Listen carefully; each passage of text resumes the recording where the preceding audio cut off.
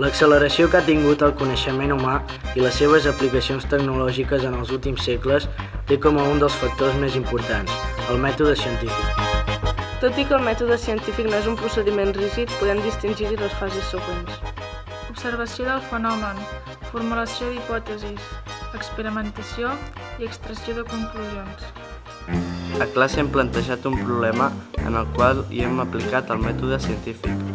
La llargada del fil d'un pèndol té relació amb el seu període d'oscil·lació?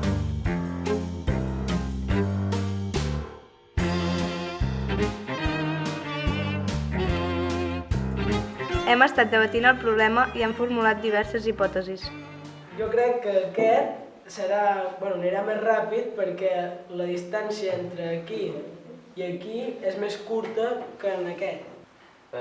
Jo penso que aquest ho farà més ràpid perquè, aunque la distància sigui més alta, aquest agafarà més velocitat que aquest, que la té més baixa. Que jo crec que iran igual perquè aquest va més lent perquè té el fil més curt i aquest va més ràpid perquè té el fil més llarg i agafa més arrencada. I com que tenen el mateix angle, ens iran al mateix angle. Les oscil·lacions d'aquests pèndols seran exactament iguals perquè el pèndol més curt té un trajecte menor però agafa molta menys inèrcia. En canvi, el pèndol més llarg té un trajecte més llarg però també és veritat que agafa molta més inèrcia. Jo crec que els dos trigaran al mateix temps perquè un té la distància més curta però té menys llargada, en canvi l'altre té més llargada però té més distància i això farà que la més distància agafi més velocitat. Jo crec que el que tardarà menys serà el primer, el que té la distància menys curta, perquè la bola està més en dalt i no es tirarà tant del fil i doncs tardarà menys. Jo crec que la primera serà la que trigarà menys perquè la distància entre l'oscil·lació és menor i la segona és més gran i trigarà més.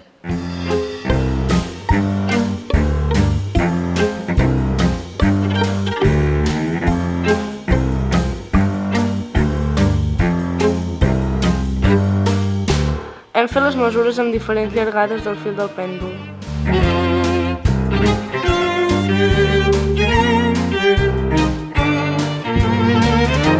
Hem repetit les mesures per reduir el possible error humà.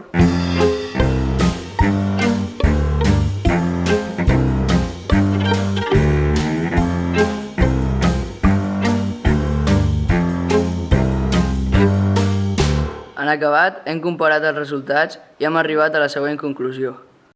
Després de fer l'experimentació hem arribat a la conclusió que com més llarg és el fil, doncs més tarda fer una oscil·lació. Després de l'experimentació hem comprovat que si el fil és més llarg, el període és més llarg i que si el fil és més curt, el període és més curt. Després de fer l'experiment i veure els resultats, podem dir que com més llarg és el fil, més dura l'oscil·lació. I com més curt, menys dura. Després de fer tot el procediment, hem pogut veure que quan més curt és el fil, menys tarda en fer una oscil·lació i quan més llarg és, més dura. Si allarguem el fil del pèndol, el període d'oscil·lació augmenta.